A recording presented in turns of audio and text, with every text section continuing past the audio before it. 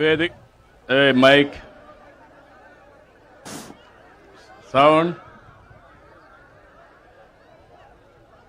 వేదిక పైనున్న రైతు సోదరి సోదరిమణులు, అదేవిధంగా సహచర మంత్రివర్గ సభ్యులు, ప్రజాప్రతినిధులు, ఈరోజు మంచి ఎండ, ఈ ఎండను కూడా లెక్క చేయకుండా ఈ కార్యక్రమాన్ని జయప్రదం చేస్తున్నటువంటి రైతు సోదరి సోదరిమణులందరికీ మనస్ఫూర్తిగా నమస్కారాలు, అభినందనలు, శుభాభినందనలు. వీరాయపాళెం, దర్శి మండలం, ప్రకాశం జిల్లా ఒక చరిత్ర, మళ్ళా చరిత్ర అనే ఉంటే దాంట్లో రాయదగ్గ చరిత్ర ఈ వీరాయపాళెం చరిత్ర అని చెప్పి కూడా నేను మీకు తెలియజేస్తున్నా. దీనికంటే ఆనందమైనటువంటి సమయం నాకు ఏది లేదు జీవితంలో. చుట్టూ చూస్తే పచ్చని పొలాలు, రైతు ఎప్పుడూ పొలం దగ్గరనే ఉంటాడు, ఈ ఎండలోనే ఉంటాడు. అలాంటి ఎండలో కూర్చొని రాష్ట్రానికి అన్నదాత సుఖీభవ కింద ఈరోజు కేంద్రం ఇచ్చే డబ్బులు కలిపి 7,000 రూపాయలు ఇక్కడ ట్రాన్స్ఫర్ చేశామంటే మీ అకౌంట్కి వేసామంటే అది చరిత్ర. అదే నాకు సంతోషం. మిమ్మల్ని చూస్తున్నా, ఒక్కొక్కరిని చూస్తే సూపర్ 6 వచ్చాయి, అనేక కార్యక్రమాలు వచ్చాయి. ఎంతమంది పిల్లలుంటే అంతమంది పిల్లలకి తల్లికి వందనం వచ్చింది అని ఆనందపడతా ఉంటే దానికంటే నాకు ఏరే సంతోషం ఏముందని మిమ్మల్ని అడుగుతున్నా. అన్నదాత ఎప్పుడు కూడా సుఖీభవ, రైతే రాజు కావాలి. అందుకని ఈరోజు ఎన్ని కష్టాలన్నా ఉండేయండి, ఆ కష్టాలు నా వరకే పరిమితం. మీరు మాత్రం సుఖ సంతోషాలతో ఉండాలనేది నా ఆకాంక్షని మరొకసారి విజ్ఞప్తి చేస్తున్నా.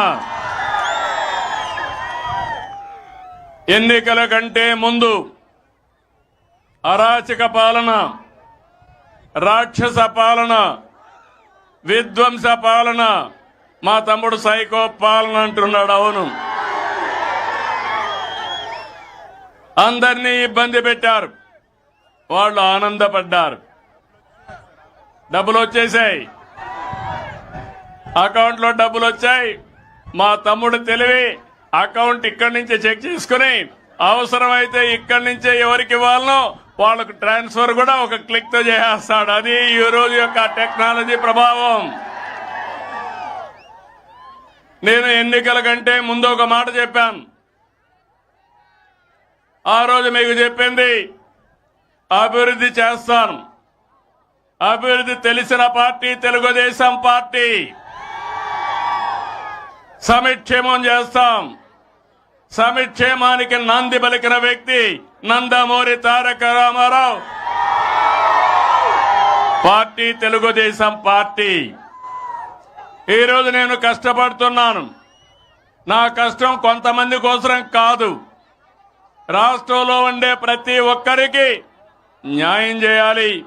మీ ముఖంలో ఆనందం చూడాలి, మీ జీవన ప్రమాణాలు పెరగాలి. కంటిన్యూగా నిరంతరం మిమ్మల్ని ఎంపవర్ చేసే దిశగా ముందుకు తీసుకుపోతా.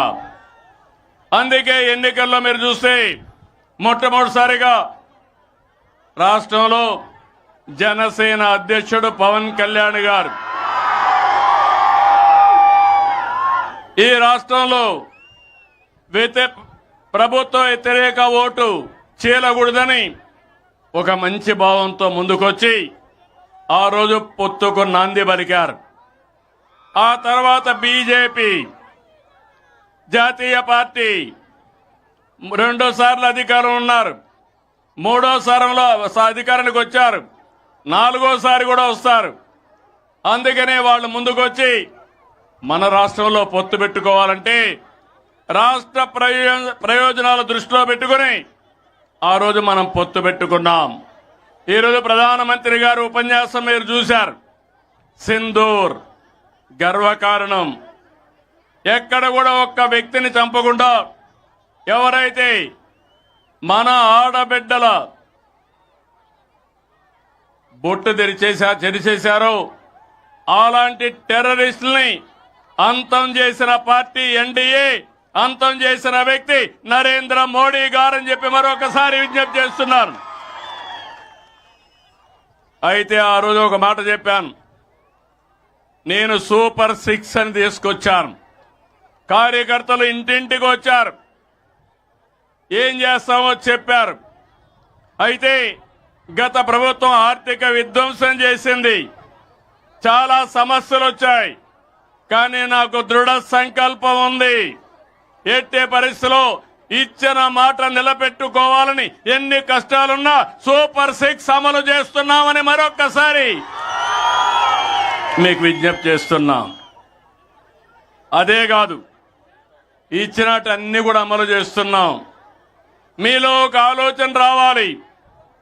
ఇచ్చినప్పుడు మీరు అనుకుంటారు ఆటోమేటిక్గా వస్తాయని. ఏది ఆటోమేటిక్గా వస్తే అందరూ ఇవ్వగలుగుతారు. నేను అడుగుతున్నా, 5 సంవత్సరాలు పింఛన్లు ఇచ్చారు. 3,000 ఉంటే ఒక్కొక్క సంవత్సరం ముక్కుతూ మూలుగుతూ 250 పెంచి 5 ఏళ్లలో 3,000 చేశారు. నేను ఒక మాట చెప్పాను, మీ అందరికీ 3,000 నుంచి 4,000 చేస్తా. జూన్లో ఫలితాలు వచ్చాయి, ఏప్రిల్ నుంచే ఇస్తానని పెంచిన పింఛను ఏప్రిల్ నుంచే ఇచ్చానా లేదా అని మిమ్మల్ని అడుగుతున్నా. మామూలు కాదు. 4,000 దివ్యాంగులకు 6,000 ఉంటే 3,000 పెంచాను. 3,000 నుంచి 6,000 పెంచాను, అంటే 12 రెట్లు పెంచాను. భగవంతుడు వాళ్ళ పట్ల చిన్న చూపు చూశాడు. మానవత్వంతో వాళ్ళు ఆదుకోవాలని నేను ముందుకు పోయాను. దీనివల్ల మీరు చూస్తే ఈరోజు 32,134 కోట్ల రూపాయలు సంవత్సరానికి ఖర్చు అవుతుంది.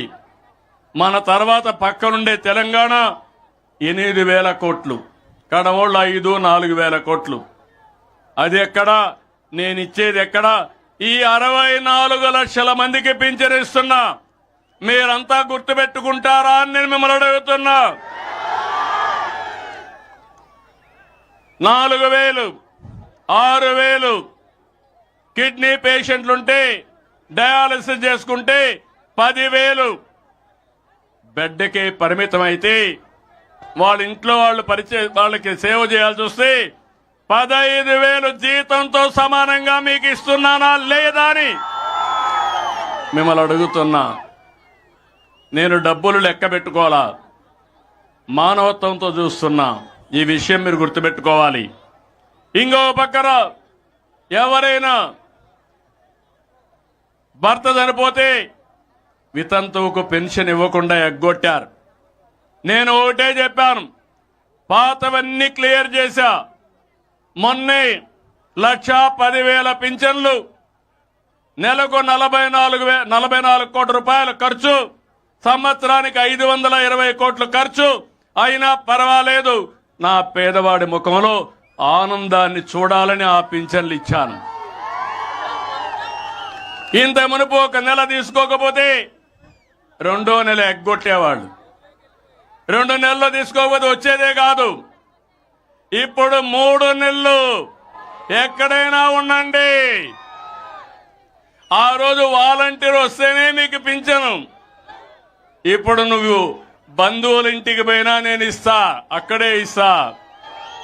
నరేగా పనులు చేసినా అక్కడ ఇస్తా, హాస్పిటల్లో ఉన్నా అక్కడ ఇస్తా.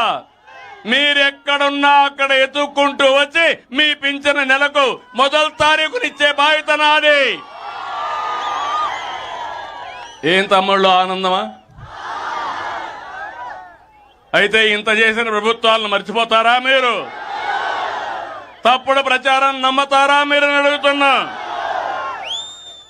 మొన్నే తల్లికి వందనం అప్పుడు చెప్పారు, ఎంతమంది పిల్లలుంటే అంతమంది పిల్లలకి ఇస్తామని చెప్పారా లేదా? అప్పుడు ఇచ్చారా? అప్పుడు ఒకరికే ఇచ్చారా లేదా?